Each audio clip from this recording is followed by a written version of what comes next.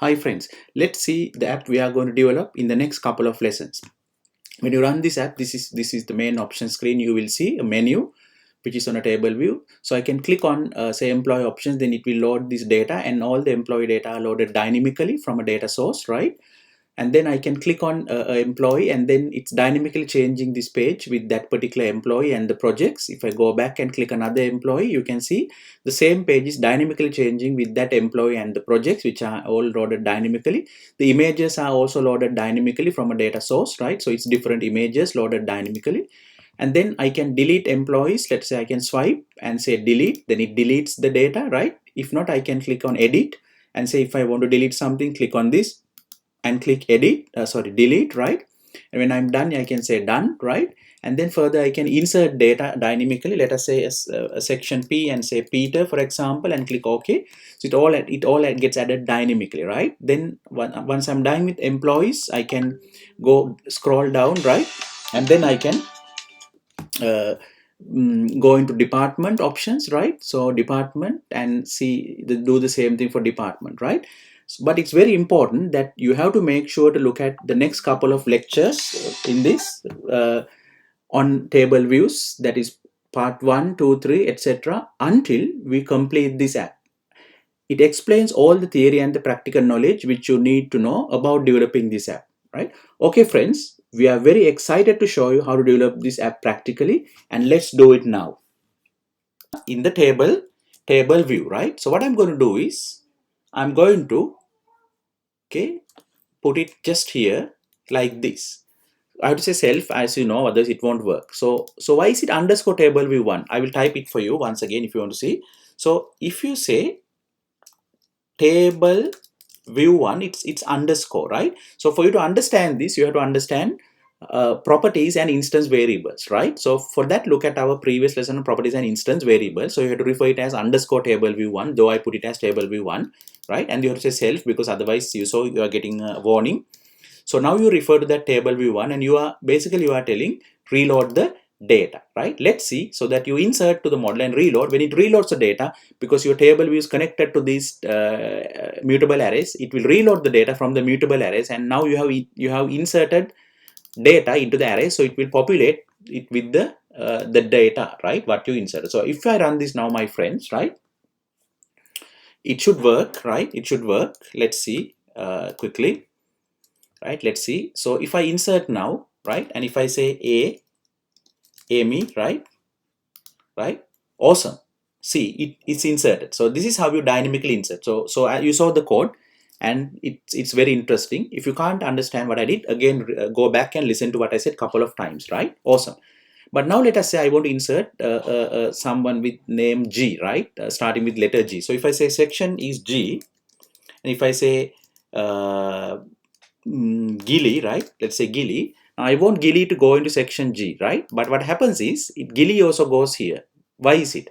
Because I have hard coded the section, right? So now I have to avoid it, right? So to avoid that, I have to write a logic to find what is this section. Is it 0 or 1 or 2? Why am I talking 0, 1, 2? Because at the moment, the sections what I have is A, F, and G, right? So it's 0, 1, 2. So I have to dynamically find the section number, isn't it, right? Dynamically find the section number. So before I insert here, I need to write a method to find the section number, right? So I have to put a for loop and traverse that array.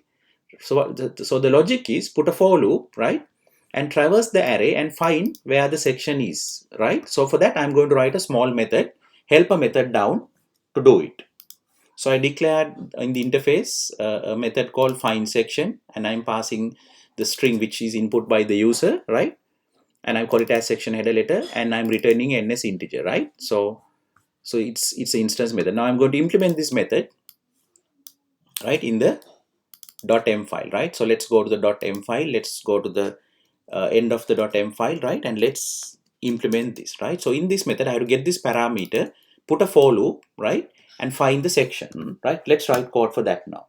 Okay, friends. So I wrote this couple of lines of code. I'm going to explain it to you now. So what I did was, I need to know how many times to loop. So I have to get the size of the array. So I get the count, right, and I have to cast it into integer, otherwise I'm getting an error warning telling that, you know, I had to cast this. So because it's giving a ns numbers, so I have to convert it into an integer, right? So if I'm so integer, then I have a boolean, because what I'm going to do is I'm going to put a for loop, and from x starting from 0 to the array size, I'm looping, and I'm putting if condition and checking whether this section header letter is equal to any of the content in this array in that given section, right? So it's section 0, 1, 2. The loop, so it will loop, take data one by one from the array and check whether it's equal to whatever this section header letter entered by the user.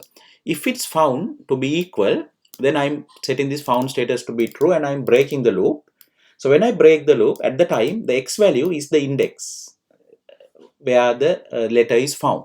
So if found is true, I'm returning that x value, so that when I call this method, if I will get that index, right, I will get the index, right? If not found, I'm returning -1, right? So now this find section method I'm going to call just here, right? Just here I'm going to call it and find the section and pass that section number over here, right? Okay, my friends, let's do it now. So I wrote one line to call that method just before this find section, right? And I'm going to pass the section header text parameter, right? Okay, then as you know, now it returns a location, right? So it returns, I return it as n as integer, right? So I'm getting it. So because of that, I'm converting into integer. Now I have text. Then what I do is just pass this temporary section index instead of 0, so that I'm dynamically getting the section index. Same here, when I'm counting that section, right? I have to pass that here and ask it to count, right? Same here, I have to pass and say count from that section, right? Awesome. And I have hard-coded image, because if I need, I can also ask the user to upload the image, right? So if you need to know how to upload the image, right, from the phone, look at our lessons on uploading images, right? Awesome. For now I'm hard-coded, right? Let's say if I put Amy, right? So now it should find the correct section and put it here. It goes to Amy, section A. Let's say Gilly, right? Let's click OK, right? Awesome. See, it works, my friends. So and if I put something to F, right? Let's put something to F. Let's say F ferry, something name, right? F ferry. Awesome. It goes to the end of the list, right? Wonderful, right? Now, how about I'm putting an index which is not found, right? Let's say I put P and Peter. So I don't have a section called P, right? Let's see what's going to happen, right? So if I click P, I'm getting error, right? Because the section is not found. So when the section is not found, what I'm doing is, so far in the helper method, I'm returning -1. So what I have to do is, when I call this method from here, I have to put a if condition and see if it's -1, I have to insert it into a new section. So let's see how to do it now. Okay, friends, so I put a if condition, right? And that code we had is here, but if it's -1, I have to first insert that section header text into the array list of section headers. So I'm inserting add object, so it will go to the end of it, right? First I insert the section. Then what I'm doing is I'm counting the new number of items in the section header titles, and I'm subtracting 1 from it, so that I got the index, because always the index is less than the full count, right? Because indexes are 0 base. So with that, now I know the index, right? So now then what I'm doing is, into the list of employee names, I'm inserting a object as a new array. Why? Because it's a new section, right? Because a new section, I have to add a new mutable array for that section, right? And this is going to be the first employee for that section, right? So I'm inserting object for that mutable array, right, with that new employee name, because it's a new employee at the index, at this temporary section index, right? Basically, so that temporary section index depends on how many items are in the header title, right? So it goes to that, right? For that particular section, right? At that section, it's going to go. And same for image employee names. For that section, I add this, right? Awesome. Now let's see whether it works, right? Let's run and see whether it works. So if I put a new, if I put an existing one, let's see whether it works first, right? AM, or let's say Frank, F Folly, right? Let's say F Folly, whether it works. And I already had Folly, so I put another one inside. F, say Ferry, right? Some name, right? Don't worry, just a name, right? Okay, I got Ferry, right? Now let's put a new name, section P, Peter, right? Awesome. Let's see what's going to happen, right? Awesome. See, friends, the logic is in action. So it has found and it has added, right? So now if I add something again, let's add another one. So add another entry, it works for Perl, right? So awesome. So this is how you dynamically feed the data. Okay, friends. So let's see what's next, right? So the next thing, the final thing in this session is, what I'm going to do now is, I know of course I can swipe and delete, right? So let us say I can swipe and delete, right? Okay, so swipe, completely delete, like complete swipe. But I would like to put a button here for the user also to give indication that he can edit this content, right? So I'm going to put another bar button here and call it as edit, right? Let's do it now, right? So let's go into the main storyboard, and then with that we can finish this lesson, right? So let's put another bar button, right? Awesome, right? Another bar button item just here. Let's place it here, right? Awesome, right? And let's call it as edit, right? So the user feels that the user can edit the content, right? Okay, let's see what's the next step now. Next thing is, now I'm going to write code for the edit button, right? So go to the assistant editor, right? And control drag the edit, make sure it's in the right file, right? If not, select the file from there. Then you drag this to the bottom, right?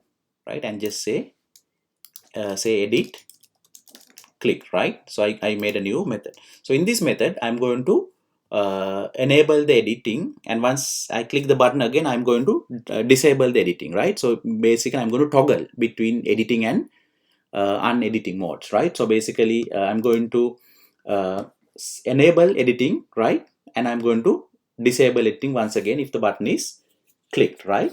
So first of all, I need to know whether the button is clicked or not, right? So before I do it, so what I'm going to do is, initially I'm going to have a Boolean variable, right? I'm going to have a Boolean variable.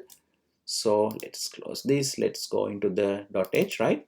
I'm going to have a Boolean variable here, right? Is editing the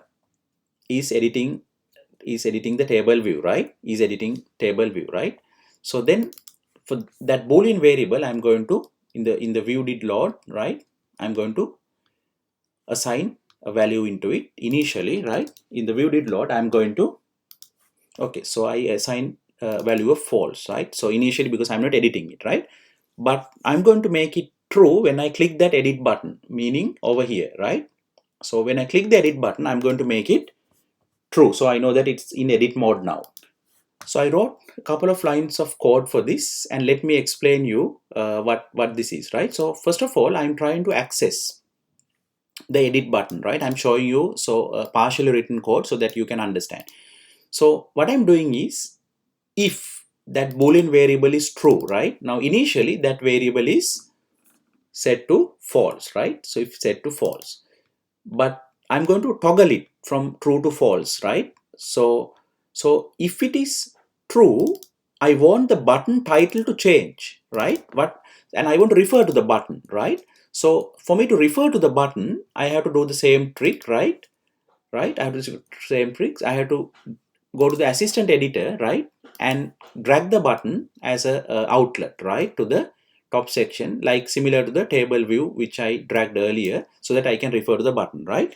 So I'm going to drag this here and give a name, let's say btn edit, right? So now I can refer to this btn edit from here. That's what I'm doing here, right? Down, I'm referring to it. Why is it underscore? I told you, look at our previous lessons on properties and instance variables, then you will understand, right? Okay.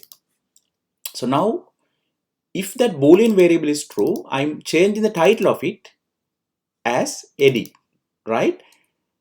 Meaning, I will run this and show, then you will understand. If not, I'm changing the title, done. So if you can't understand this, just wait for a second, right? Just wait for a second. Then what I'm doing is, every time the button is clicked, I'm toggling that Boolean variable. Toggling means I'm changing the value of it to the opposite of it, right? So every time is editing table view, that Boolean variable, right, which I created, this one, right? Every time the button is clicked, I'm changing the value of it into the opposite value. So I'm taking the not of the current value, right? Existing value, not of it. So if it's true, the not of it is false, so this becomes false. If this is false, not of that is true. So I'm toggling, right? So then when I toggle, I know every time I check that with the if condition, I know whether it's true or false, right? And then into the table view is what you dragged, right? This one earlier. In the table view, you can put the table view into the editing mode, right, by using this Boolean variable. So if this is true, the table will go into editing mode. When you call this, if this is false, then the table will go into the will cancel the editing mode. So if this Boolean variable is true, by the time you call this line, it will go to the editing mode. If this Boolean variable is false, then this line will make it non-editable, right? I know it's not clear to you. Let's run this, then you will understand, right? When you see it, you will understand what I said, right? Okay. So now what I'm going to do is see what I mean is this. When I click edit, see it's going to this mode. So this is the editing mode. So that depends, that's done in this line, right? But I had to toggle because after finishing editing, when I say done, I had to bring it back. So that is what I toggle, that Boolean variable, right? So if I click it again becomes true, right? So that this becomes true. But when I click it again, it becomes, that's what I toggle. And then this, what it does is, when I click this, I want the user to understand, okay, once it's done, he has to click the done button, the user. So that's why I put this text here, edit and done. So when I click done, it again tells the user, okay, if needed, he can edit, right? So edit. So that's what this code did. So now I can click on this, right, and say get the option delete. See, now the user understand, click this, delete. So that's how you deal with the editing mode, set editing, enabling and disabling the edit mode of the table view. And once done, you can say done. Then as earlier, insert, let's say F, right? Say some name, right? Fascini, right? Some name, awesome, right? Let's put another name, G for Gabriel, some name, right? Awesome, right? And let's say I want to delete Gibson, so I can click edit, click on this, delete, and say done. If not, I can use the earlier mechanism, delete, right? And if not, just swipe delete entirely. Awesome, friends, right? Awesome. So you learn a lots of new things in this lesson, my friends. Let's see what's next. Awesome, friends. So we have completed the session. So let's quickly see. So we finished, so we learned this part. So in this session we learn all this stuff, right? We did practical demos. Conclusion is you learn about UI table view control and table view, how to respond to swipes and insert, delete, dynamic actions, support editing the table's content. What we did, edited the table's content, right? Then mutable arrays, bar button items, and we did some practicals for this section. And you can find the link to download the source code for the practicals, right, and the relevant download section in this series. Reference, my friends, we use Apple Developer Docs. What's next? Have a look at our other videos and practicals on UI collection views and database. After this, have a look at other basic videos on Objective-C A to Z, other basic and advanced videos. Also, don't forget, make sure to have a look at our other series on machine learning, artificial intelligence, and data science, IoT, because that's the future, my friends. Just make sure to, get into these areas, right, and make your future shining, right? So we are very excited to take you in those next lessons, right? So let's meet again in